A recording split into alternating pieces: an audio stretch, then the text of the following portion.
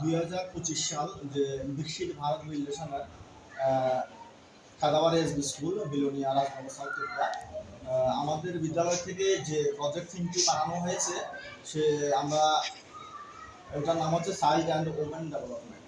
তো এখানের ভিতরে আমরা ছাত্ররা মিলে একটা থিম দেখার চেষ্টা করেছি, সেটা হচ্ছে যে একটা শিশু খেলাধুলার মাধ্যমে যে চারিত্রিক বিকাশ, যে বিভিন্ন খেলাধুলার মাধ্যমে শারীরিক বিকাশ, বিভিন্ন মনস্তাত্ত্বিক বিকাশ, জ্ঞানের বিকাশ সেগুলি হয়। শিশুটি ধীরে ধীরে বড় হয় এবং বড় হতে হতে সে ছাত্রটি একটা মানে স্টুডেন্টে পরিণত হয়, বিদ্যালয়ের শিক্ষাঙ্গন থেকে পড়াশোনা শিখে তার কর্মজীবনে ফিরে যায়।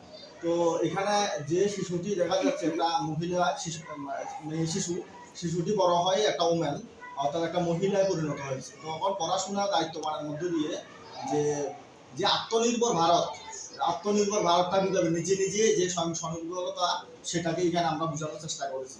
যিনি একজন টিচার হয়েছে, যে সমাজের কারিগর, সমাজকে শিক্ষা দেবে যে সমাজ কিভাবে চলবে। এরপরে এখান থেকে শুধু শিক্ষকের মধ্যে সীমাবদ্ধ নয়, এটার ভিতরে আবার ইয়েও থাকছে যে উনি একজন নার্স হয়ে গেছেন, এখান থেকে পড়াশোনার শেষে নার্স হয়ে গেছেন, অর্থাৎ বিভিন্ন রোগীদের সেবা অর্থাৎ সেবিকার কাজে নিয়োজিত আছেন।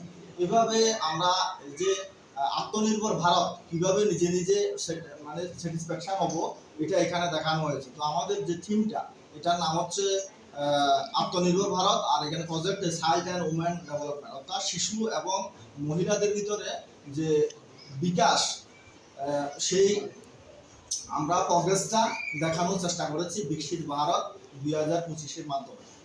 ধন্যবাদ।